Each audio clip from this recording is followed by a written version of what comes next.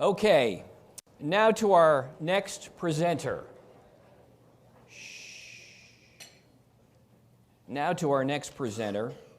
To be completely transparent, Bonnie Michelman is a colleague. Bonnie is the Director of Police Security and Outside Services at the Massachusetts General Hospital. She also serves as security consultant for Partners Healthcare. So in many ways, in my role at Partners, Bonnie's looking out for me. And I really appreciate Bonnie, and I wanted you to all know that. Bonnie has been recognized for her work with numerous prestigious awards and has been appointed to lead several key national healthcare security and safety organizations, including IASIS-International, the largest senior security organization of 40,000 people. She is past president twice of the International Association of Healthcare Security and Safety, and she's on the faculty at Northeastern University.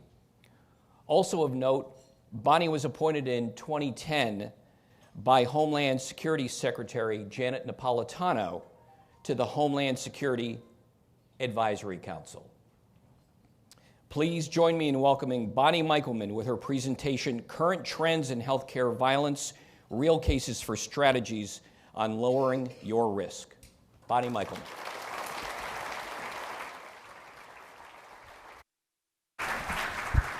Good morning, everyone. It's a pleasure to be here, and it's a pleasure to see this group of diverse and critical people. I really applaud the senior executives, the C-suite people that are here today. Please raise your hand for coming to this session, for caring about violence, for thinking about this issue, which is difficult to think about.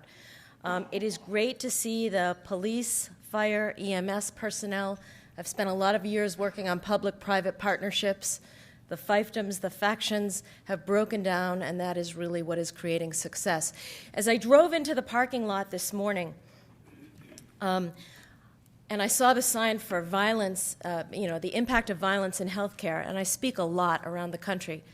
I thought to myself, in my next life, I am going to speak on something happy. I'm going to speak on really good wines or the best kayaking in the world, because this is tough stuff. It's tough stuff and it's meaningful, and those of you in the room who know me know that I am very passionate about it. I am going to spend some time today talking about current trends in healthcare violence, and I'm going to weave into that some cases and real-life examples I've seen certainly at Mass General, but also I have a consulting practice, and I do a lot of work around the country and have for about 25 years. And I'll talk about some of those issues that I've seen as well. So I hope that'll be useful to you. And I just want to ask if there are any media people any media in the room? Okay, good. If you're there and you're not raising your hand, I would just ask you to make sure you get my permission before anything's printed, because I will be sharing some sensitive information. So I cannot see that. It needs to go back just a little bit for the AV people. It is just difficult to see. Yes. That's perfect, Peter. Okay. So I'm asked all the time, what's the formula for preventing violence in healthcare? Well, here's the answer. There is no formula. There's no formula. There's no zero tolerance, in my opinion, because we tolerate it. We have to tolerate it because violence exists. It's endemic to this industry. 1 out of 2 people that work in an ED today will be assaulted every 2 years. 1 out of every 2. There's a great recruiting strategy for ED nurses, huh? We know that NIOSH now considers healthcare to be the 3rd most dangerous occupation in the country, next to late-night gas station operators and truck drivers.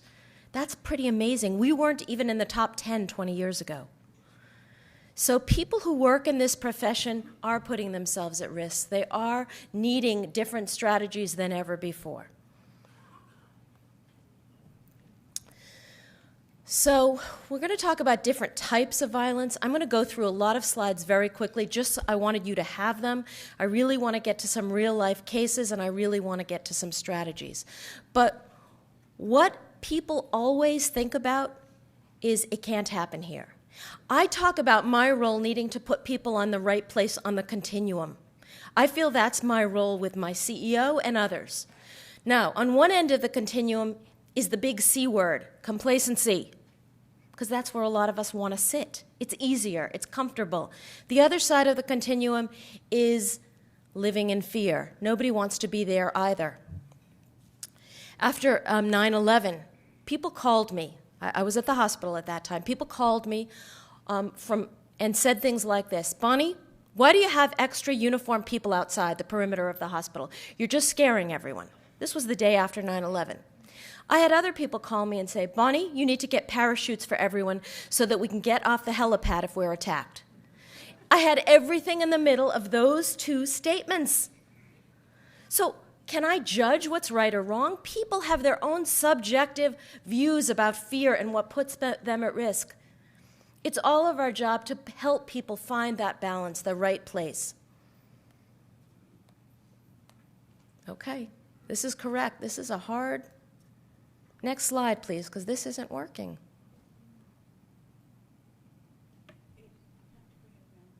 Okay. Years ago, when we talked about workplace violence, what was the industry we talked about? Postal. Going postal. Thank you. That's what we talked about, because the post office folks were crazy. It's changed a little. I mean, they may still be crazy, I don't know, but it's changed in any organization, in any geography. You just heard from Mr. Smith, Alaska, Wyoming. I've seen it around the country myself. It doesn't matter the demographics. It doesn't matter the geography. People get crazy. I call it having their line go to a place. They go over their line. Most of us never see our rational to irrational lines, but for a lot of people, that changes.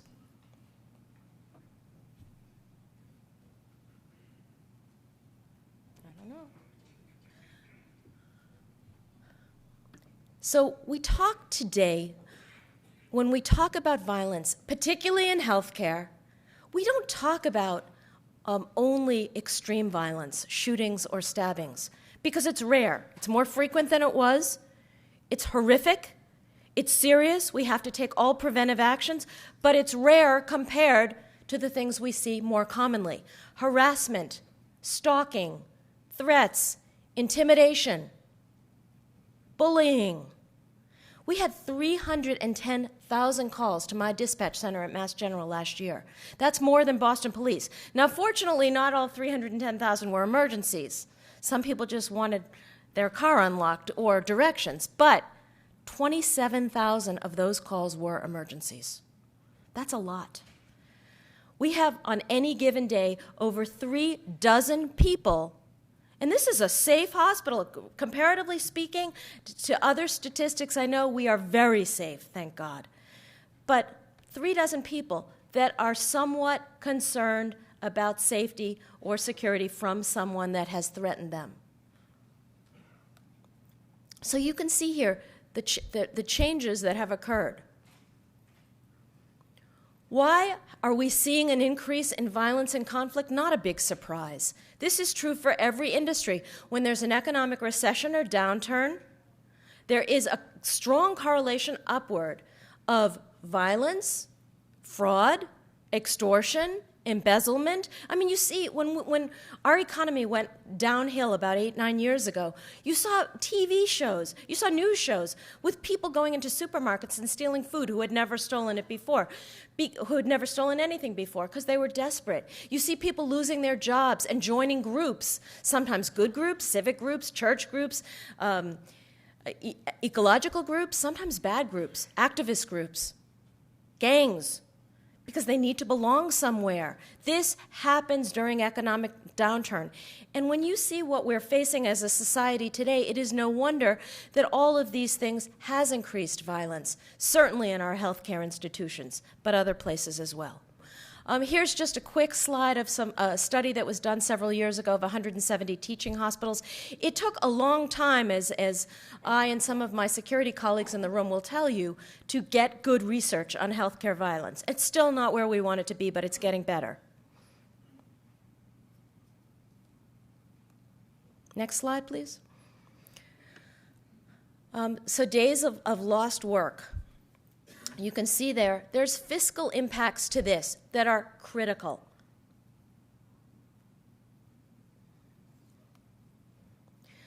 So people say to me, what's the big deal in healthcare, who don't know healthcare all the time? Why do you have 400 people that work for you, 200 who are in a licensed police department? What goes on in healthcare? People have no clue. I've done security in many other industries in my career. Nothing is the same as healthcare. And those of you who work in healthcare know exactly what I'm talking about. Where else is there a place where you have to let everyone in, you have to be nice to everyone, you have to treat everyone perfectly, and no one wants to be there with each other, and people feel like prisoners and feel like their dignity and freedom is taken away? There's a real formula for success. But we do it every day, and we do it well. And those factors affect what happens in our walls and outside. We've gotten better. Our regulatory agencies, and I'm pleased with this, are getting more stringent, as they should, with what should be allowed in healthcare organizations. It's helped people like me and the other security colleagues in the room to be able to get the things that we need to get. OSHA's gotten in the act. They actually cited the first hospital in 1988. It was a Chicago psychiatric hospital for failure to protect its workers from violence. Joint Commission is getting more specific, which we have wanted, we have hoped. Our organizations have lobbied for that around workplace violence and other kinds of things. The environment of care is getting more tangible. CMS certainly has their views about healthcare violence, as does the Department of Public Health and other regulators. How do we harden the target and minimize the risk? I always think it's a balance, and when people call and say, I'm new at this location, can you give me any idea of how to orchestrate the best security program? It depends. It's always a very ambiguous answer. You have to find a balance. I have done work in hospitals that have proudly told me how they've put in millions of dollars of state-of-the-art technology. In one hospital, I went around and I unplugged the zillions of cameras they had to see how long it would take before anyone noticed. It took 8 hours before anyone noticed that about 50 cameras had been unplugged because they didn't have anyone monitoring the cameras. So you need a balance. You need a balance of, technology is great. I strongly believe that well-designed technology is helpful, but it's a tool. It's not the end-all, be-all. You need people. They are your best asset. Wonderful people that are committed, that understand the culture, that are compassionate, that are competent, that have training, and that really get it, because it is a unique environment. You need good protocols and policies. I remember years ago when I first came to MGH, we had a research community in Charlestown. For those of you who aren't from around here, it's about a mile and a half away. A huge research facility we had. And I remember a senior administrator at the time of the research department arguing with me about people wearing their IDs. I said, so you're telling me you've got millions of dollars worth of research that you've worked on for 20 years and people can't carry around a 2-ounce ID to be able to safeguard that research. So it is about protocols and policies, not that are outrageous, not that inconvenience people to the max, but that make sense for the vulnerabilities we face. And it's about good training and education. And that is the most inexpensive and valuable way to get out there a safe environment and to be preventive and proactive, which really should be all of our goals. Areas of vulnerability, these are in no particular order. Obviously, if you're one of the 16 hospitals per year in the U.S. that has a stranger abduction, an abduction of a baby by a stranger, you never, ever, ever forget that, and you are never the same. I've consulted in several hospitals that have had this happen. It's only 16. But do you want to be one of the 16? I teach in the graduate school at Northeastern, and I teach a course on risk assessments. And I talk about frequency and probability and impact and all that. So usually you look at those kinds of things before you make any investments. Do you make an investment of an infant banding system, even though it's a fair amount of money, for a risk that's very low? Of course you do. Why? Because if you don't, and that's a standard best practice in the industry, and you're one of those hospitals that gets targeted because the bad guys know you don't have a system, God help you. So it's important, and obviously there's other issues in children's and pediatric areas that we worry about. Psychiatric units. Years and years and years ago, I was a director of security and safety and then a vice president of support services at Newton Wellesley Hospital. The first month on the job, I was very young. I was 23. I was a director of security and safety. So I really didn't know all that much. I thought I knew everything, but I didn't know that much. A woman was being triaged into the psych department, the locked psych unit. She was a voluntary admission. She was extremely depressed. She was about 19 years old. She was with her parents. She had said, I want to get help. During the triage process, she said she needed to go to the bathroom. Instead, she walked outside the hospital onto 128 in front of an 18-wheeler. That changed the way I saw behavioral health. I went through a hospital a few years ago who had just done their behavioral health unit over. They were so proud of it, and it was gorgeous, and it was great, until I got into the patient bathrooms that did not have recessed shower heads in a locked psychiatric unit. Big problem. Parking garages, for any industry, the #1 location, according to FBI crime statistics, for assaults. #1 location. So is it wise to spend money on incredible lighting, call boxes, good signage, good patrols, etc. in your parking garages? You bet. Because the majority of serious attacks and assaults occur in the parking garages. Pharmacies. On any given day, we probably have several $1 million worth of street value drugs, more than most CVS's in the city. Is that a target for all of us? Of course it is. Same thing with all of the other things that are here. If you do research, you've got people that don't like the research you do. Certainly, if you do animal research, they don't like that. If you do AIDS research, some don't like that. If you do stem cell research, there's activists, radical activists, that don't like that. In Massachusetts alone, the FBI estimates there's 16 radical anti-vivisectionist groups that are against animal research. These are not people that give money to shelters like me. These are people that are radical and are willing to cause harm to people that are involved with any kind of animal research. Emergency departments, we will talk about that in a second, and information systems. FBI Director Mueller says our biggest threat to this nation right now is cybercrime. I completely agree with that. In all the work I do nationally and other places, I see that, I feel it, I sense it. It scares the hell out of me, pardon my language. It certainly has affected us in our healthcare institutions. It affects us with PHI that may be lost. It affects us with intrusions into our network, among many other things. This is serious stuff. I told you this wasn't a happy session. It'll get happier. EDs, how many of you either are EMS, so you work in EDs occasionally, or ED staff? How many of you? I applaud you. This is not easy stuff. So here are the kinds of reasons that EDs have traditionally and now in this country significant amounts of violence. And I've traveled a lot in Europe and done some hospital work there too, and they're catching up. Australia's catching up. They never had any problems. But you look at those kinds of things, that is a tough confluence of factors. So threats come in different forms. Years ago, how many clinicians do we have out there? Years ago, people took threats.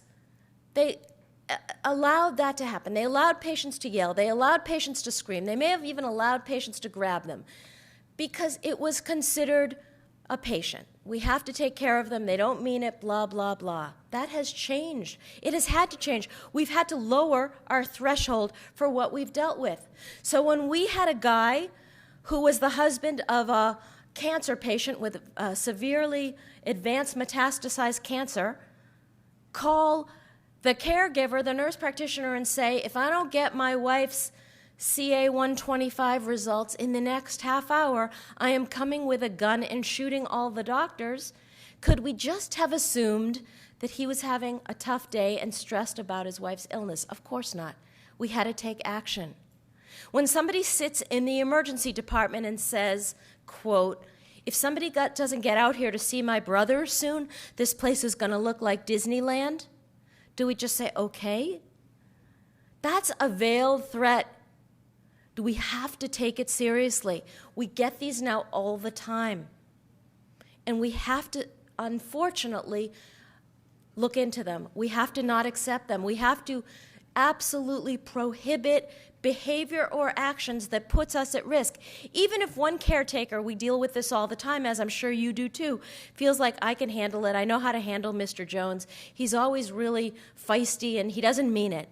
It doesn't mean Mr. Jones isn't going to hurt someone else. Harassment, same thing. I had a young woman that came to me a few years back. She said, Bonnie, this guy from one of the other departments, he follows me. He's where I sit at lunch, no matter where I sit. He's up at the general store when I go get a candy bar after lunch. He's at the MBTA station when I leave at night. He doesn't say anything. He just stares. He's just always leering at me. Is this a problem? Of course it's a problem. He was stalking her. Have to take action. Domestic violence. Many of us do a lot of work with domestic violence. My department went to court with 60 victims of domestic violence last year. Mostly employee victims, some patients as well. Mostly women, not all. Some men, both in heterosexual and homosexual relationships. I worry a lot about male victims because I think it's a very underreported crime. But if the statistics bear true that 1 out of 3 women will be victimized physically victimized by an intimate partner in her lifetime, that means 33% of the women that are coming to visit our EDs are there because they have been victimized by someone or abused by someone they are intimately involved with. And they are not coming in and saying, with the perpetrator standing there, hi, he hit me, he threw me down the stairs, he burned me. They're not saying that. We had a survivor who had come to Mass General for many years, this was years ago, with her boyfriend who always brought her in. She said not on one occasion, this was before we had a lot of domestic violence training, so that's my disclaimer here. Did anyone get him to leave? Because he always wanted to stay with her. And she said, if somebody had just said to me, are you in fear? I probably wouldn't have been able to lie about that. When they said, how did this happen? In front of him, I had to lie about it. So when do we think about violence coming? Well, there's 3 categories of violence, basically. There's employee to employee. Actually 4. Employee to employee, employee to management, customer, in our case, patients or visitors, perpetrated violence, and then an outside person who creates violence just by chance. Many years ago, John Salvi, a great example of that, at the 2 abortion clinics in Brookline, killing several people. He later said they were close to each other, they were on a major road, Beacon Street, and he wanted to get some media coverage. That's what he said to one of the psychiatrists at our place. That was public. I'm not creating a HIPAA violation here. A guy went to Torrance, California, to a Lexus manufacturing site, glass enclosed right off a highway, took an AK-47, started shooting, killing several people inside. Later, why the Lexus plant? Did you have a problem with a Lexus? Did you work there? Nope. I just thought it would be really cool to see that glass shatter, he said, at the highway. We know in Texas, there was a guy working in a manufacturing facility for many years, came back one night, killed a supervisor. Why? Because there had been a staff meeting that day. And the supervisor said, after many changes had been made, things had been more automated, he was having trouble keeping up, his schedule had been changed, et cetera, et cetera.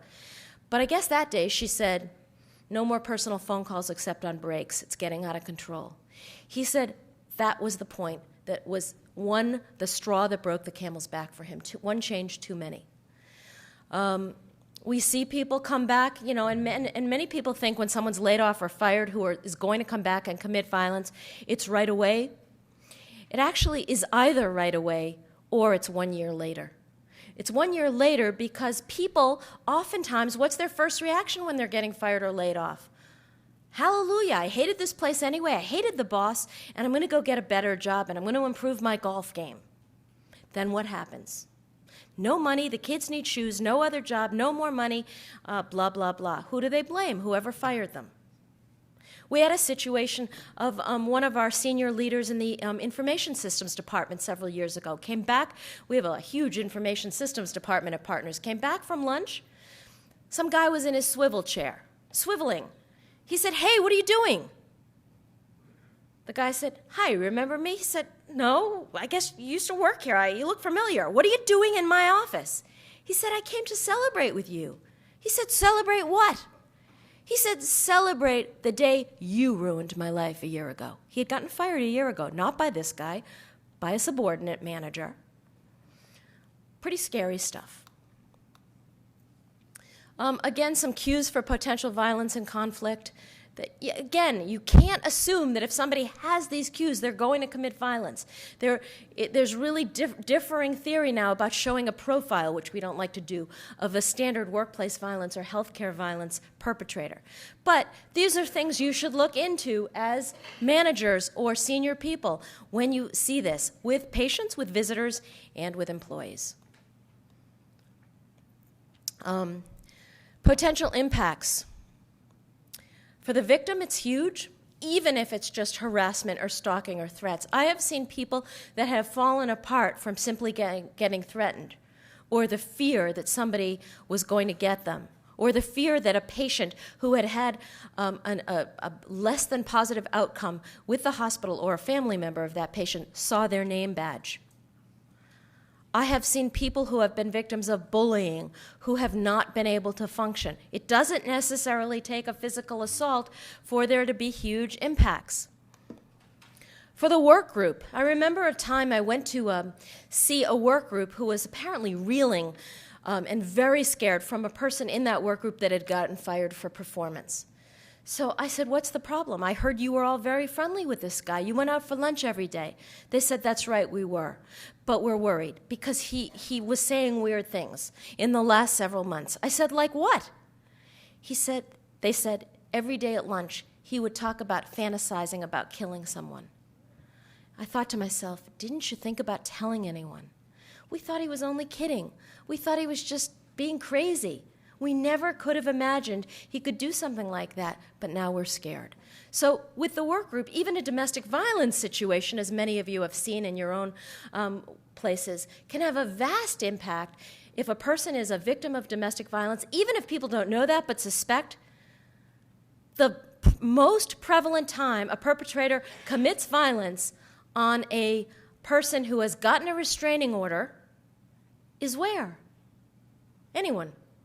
In the workplace, because sometimes they don't know where he or she is, sometimes they don't know where they live, sometimes they're scared to go to their home because they're worried about being surveilled, etc. It's in the workplace. That's where they know they definitely show up. We as employers need to protect them in the workplace because it's to their best interest and also to ours.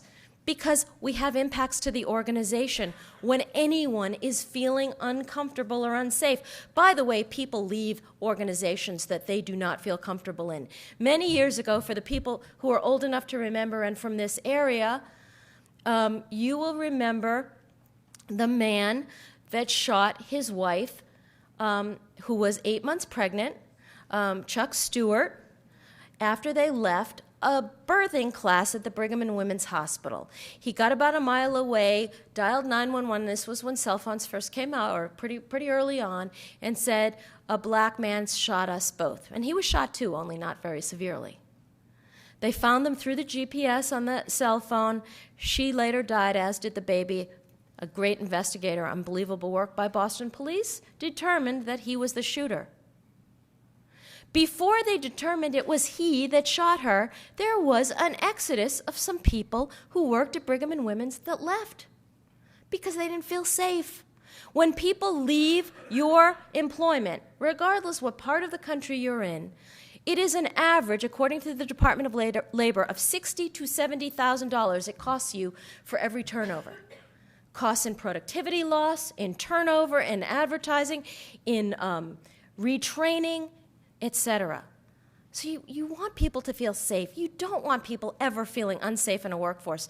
When I do risk assessments at other places, I always do a lot of interviews with people saying, how safe do you feel working here? Also, from a liability standpoint, the average jury verdict for a negligent or an inadequate lawsuit right now is $1.4 million. The average settlement is somewhere in the $700,000 to $800,000 range. This is not chump change for an institution. And these lawsuits are prevalent and growing. So I have a lot of active shooter slides here. I'm not going to go through these because there's going to be speakers following me, and I don't want to be redundant, but I wanted to put in some of the things we've done. We started putting together our active shooter program about 2.5 years ago. We did it because we knew we should. We did it because we realized this was a major issue. We had some experiences of our own, which I'm going to talk about, et cetera, in a minute, but I want to get through these quickly. For any kind of healthcare violence, these are some of the myths you're going to hear. These are myths. Most of the time, these are myths. There are some unforeseeable events. Let me give you a few examples of some unforeseeable events that we had. Okay, so we have about 1,400 bathrooms throughout all of our facilities. We have 5 million square feet of space in the main campus alone, and with them and extraneous buildings that are nearby, somewhere over 1,000 bathrooms. Never had a problem. One day, 2 in the afternoon, a young woman goes into one of the restrooms right near the main entrance of the hospital, so on the most public thoroughfare we have. A man follows her in. As he follows her in, he tapes a sign he had written saying, "out of order," on the bathroom. Very intelligent. He starts to attack her, starts to unbutton her skirt, grabs her, starts to unbutton her skirt. Didn't even have more than 2 buttons unbuttoned. She was screaming. People came in. He went running out.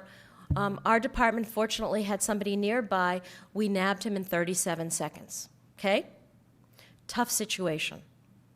Terrible situation. Woman was distraught. Outcomes. What do you think happened first? The rumor mill started. Within an hour, the rumor was a woman had been raped in the bathroom and that there had been several other rapes, too, in other bathrooms. We had to secure the bathroom immediately for evidence. It wasn't easy to do that because everyone's inclination is to go after the shooter, go after the victim, go check to see if there's any other perpetrator, not the shooter, I said shooter, go after the assailant, see if there's any other assailants. Have to keep people at that site for evidence, for cordoning it off, because if you don't do that, you ruin the case of public law enforcement. Very important that we did that, even though we had him in custody. People called and said, I think you should lock all the bathrooms, be able to lock them from, these are public bathrooms. Now, can you imagine if there had been a lock that he could have used to lock her in?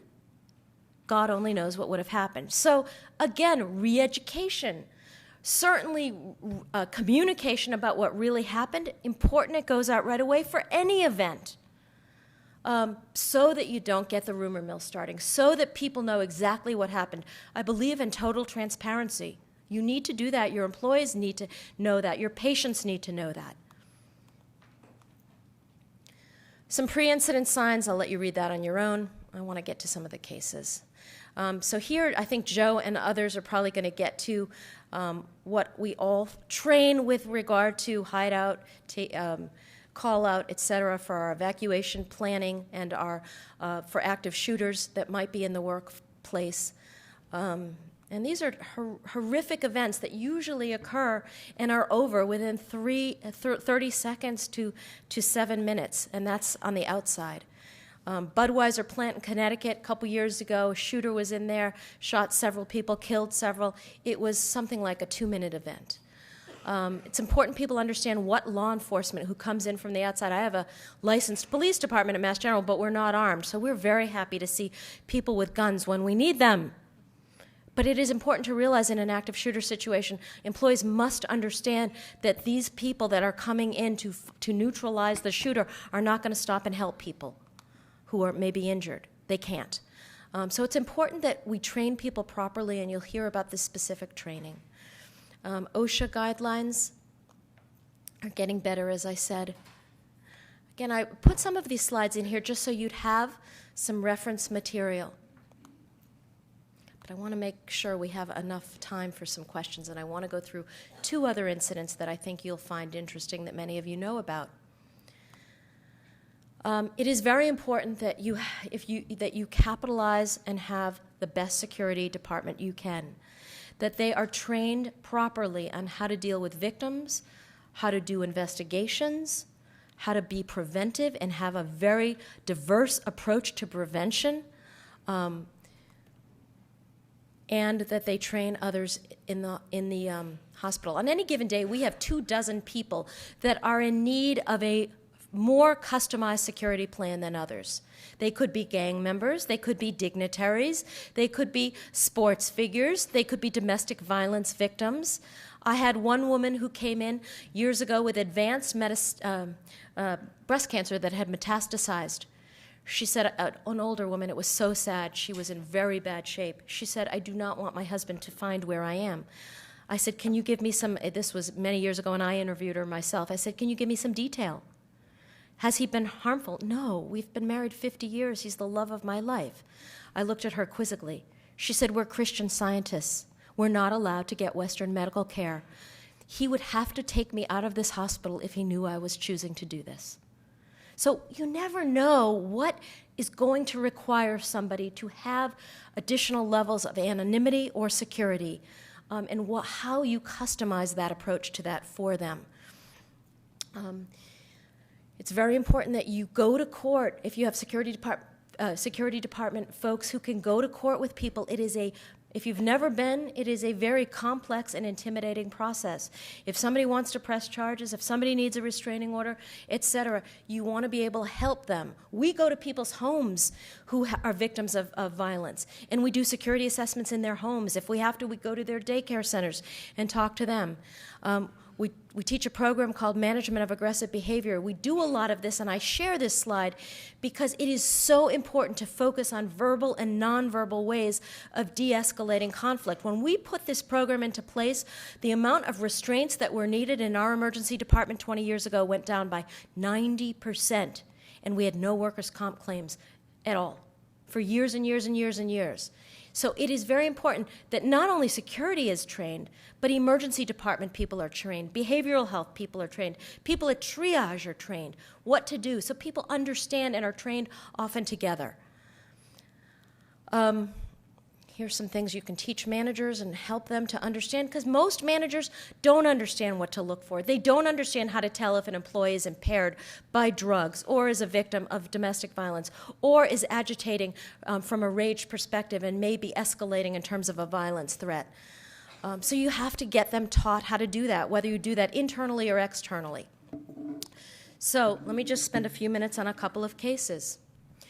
10 or 11 years ago, I was sitting in my office, and I got a call that there were shots fired on the first floor.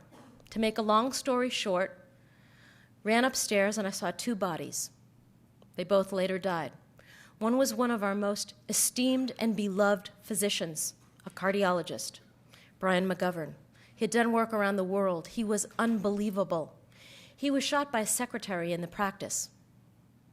She had been an employee for 6 years in multiple departments. She had been unbelievably wonderful, valuable. She was not having an affair with him. She had no special relationship with him. She had been a social worker in a hospital in New Jersey prior to that for many years. But she shot him and she shot herself. Later it was found out that she was on some significant antidepressant, anti-anxiety drugs, and she had gone off her drugs. We later believed through investigation and work with her family that she just was trying to basically kill society And by killing him, because he represented all the goodness, she did that.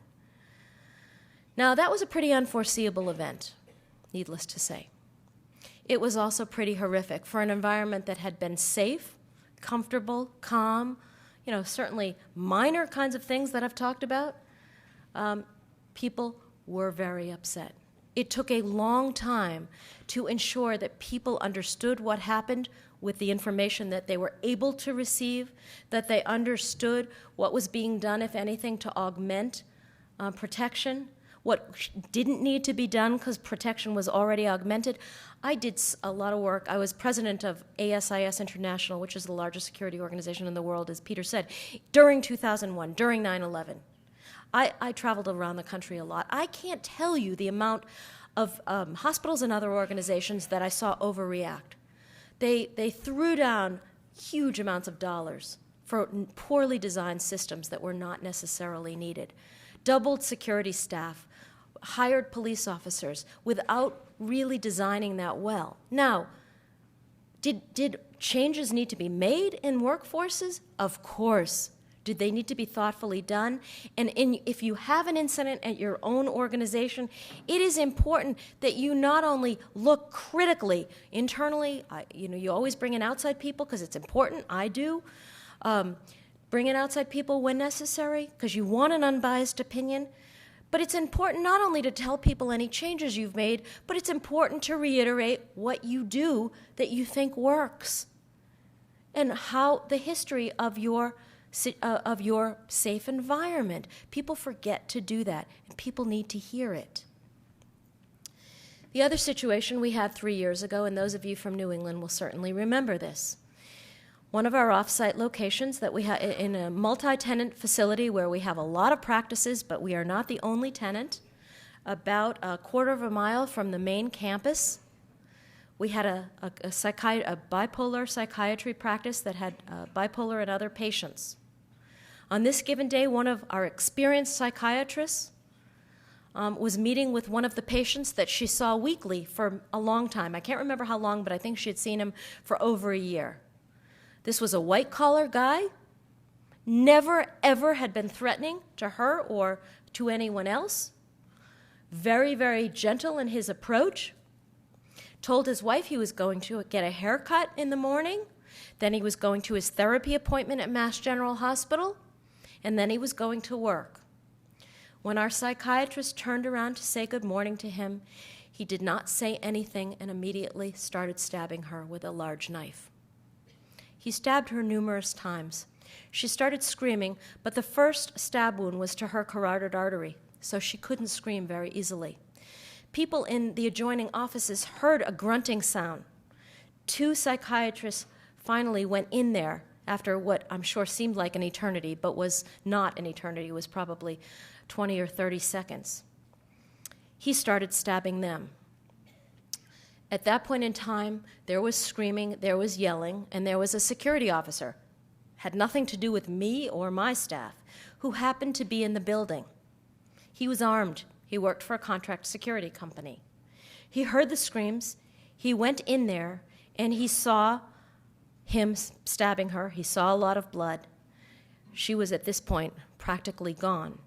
He said, "Drop the knife, drop it now." The perpetrator did not drop the knife, started to stab her again, and the security officer shot him and he died. Saved her life. She came back to work 13 months later. I have the chills when I tell this story because it's so emotional to me. She's a hero. Pretty bad day for the security director, among others. Worst day for other people. Within 2 minutes, I was in the site. I learned you can run in high heels very quickly when you want to. Commissioner Ed Davis was there within about 10 minutes. Boston Police was there at the same time we got there. The chaos was enormous. Commissioner Davis, who's a friend of mine, was unbelievable. We immediately went out as quickly as we could after we knew the subject was neutralized. There did not appear to be any other subjects. People that were in the office were commandeered by Boston Police because they obviously had to be interviewed, and no one else was injured. The 2 physicians were slightly injured, but barely.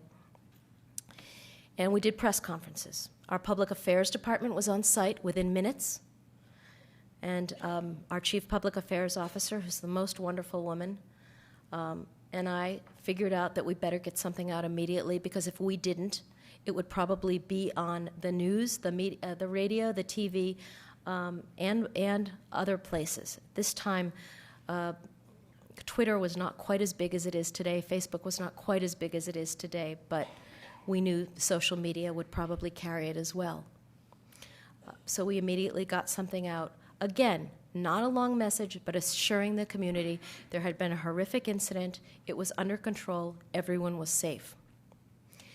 I can't even begin to tell you what that week was like or that day was like, because no matter how unforeseeable an event is, those of us who have this responsibility, whether it's public law enforcement, whether it's EMS, whether it's security, and I straddle both ends with public law enforcement and security, you can't help but feel, what could we have done differently? Within hours, let alone days, everybody became, 24,000 people became a security expert telling me what we should be doing.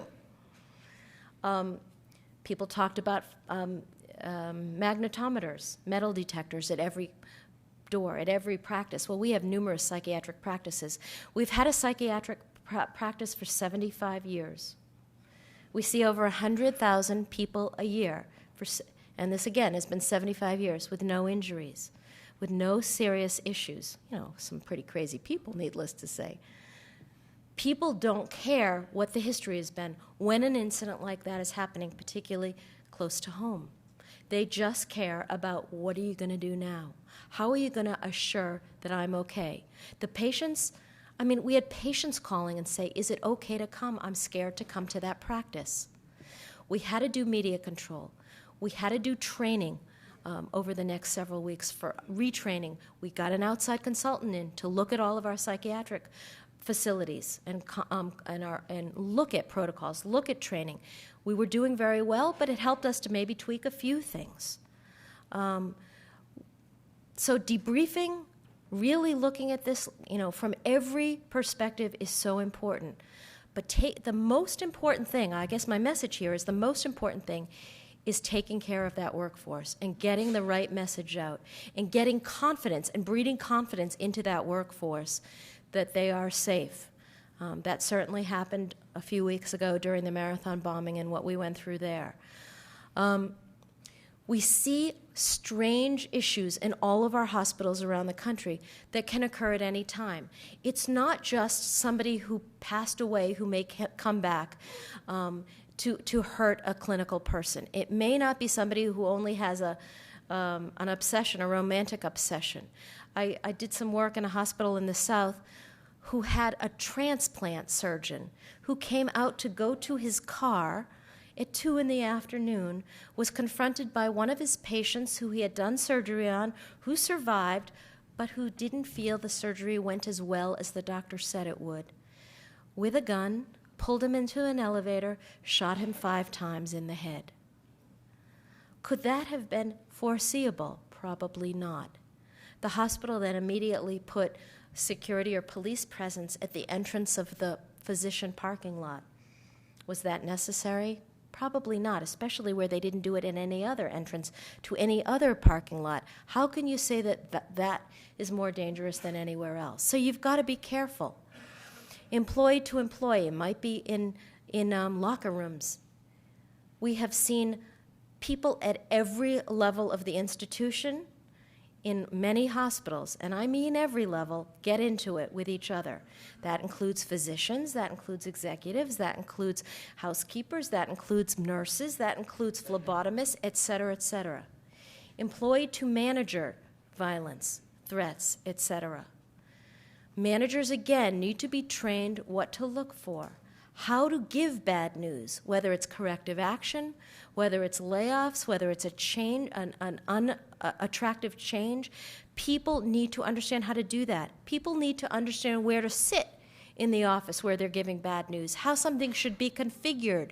This can have a difference between someone escalating and becoming violent and someone not. Patient violence. We are seeing nationally an increase in patient violence against caregivers, as well as the acuity of that violence. This is very sad. Part of it is good. It's because people are reporting it who never reported it before. So it's very difficult to get sometimes a real clear view of exactly if it's more, there are more incidents or there's more reporting. I definitely think there's probably a little of both. I think we're seeing a lot in patients that may not intend to commit violence. The dementia crowd, people that may have brain injuries, etc. It doesn't mean we still can accept it. So hospitals are doing things like creating patient flags in the medical record that says 2 people needed to go into a room. People are really looking at this, getting training for all staff on managing aggressive behavior, creating different protocols on what to do. Visitor intimidation. One of the worst situations I remember at Mass General was a situation of a very, very extremely dangerous gang member who had extremely dangerous gang member friends who came in with guns, intimidating nurses, intimidating everybody. When we finally said no more visitors, because you have to set limits. If you don't stop the problem most of the time. Limits need to be set for patients and visitors, and sometimes those limits are not attractive to them. We said this guy could not have any more visitors. We were threatened completely with our lives. I personally have not been scared that much in my job because I have a lot of people that do this work, but I did not leave and walk to my car alone for a month. I was petrified. Because these people many of them were convicted or arrested of murder. These were not happy people. And you can imagine what people on the floor felt like. We finally got armed public police officers to help us. We've never done that before. But sometimes you have to go to that length. If you've got a person that you can't let leave the hospital, and you really are afraid of your own danger. I always tell people we are the landlord of our place. We have to protect it. Hate crimes. These may be minor, these may be major, but where we're all dealing with a very diverse industry with all kinds of people in there, it can happen. The middle of the week, we had a contractor that went up to one of my wonderful outside ambassadors, who's a Muslim man, and said, it's your fault, this happened. Now, is that a hate crime? He threatened him. It is a hate crime because that came about due to his ethnicity, and it affected him. Why employees don't act? They are afraid to act. They're afraid nothing will be done. Most of the time, particularly with employees who are going to commit violence, people know. People know that, Joey or Susan are changing. They're less social, they're more angry, they're full of rage, they're not able to deal with things, etc. They know, but people are afraid of either embarrassing someone, being wrong, having nothing done, having it come back to them, etc., having the wrong thing done. And finally, I want to just go back for a minute. Don't ignore the cues. Teach people. They need to listen to read the cues. Teach managers that. What are you up against? People say those kinds of things all the time. I think most violence can be prevented. My own philosophy is not zero tolerance, it's zero ignorance. I think we need to be smart, we need to be proactive. I talk a lot to CEOs and other C-suite people around the country on the importance and the profitability of security operations. Direct and indirect profitability. It's not a necessary evil. And one thing we know is that in many organizations when nothing happens, what do the CFOs do? Pardon me for the CFOs in the crowd. They say nothing happened, we're going to cut your budget. Rather than nothing happened because you're optimizing a security approach. So really this needs to be looked at with a fine-tooth comb because it is important. And maybe there needs to be a redeployment of resources, and I understand budgetary limitations in healthcare better than most. But budget shouldn't be cut because nothing happens. It is very hard in our world. The most difficult thing is to measure and quantify what you prevent or deter, and that's very difficult. So I will be happy to take some questions. I appreciate all of you being here, and I hope this has been helpful.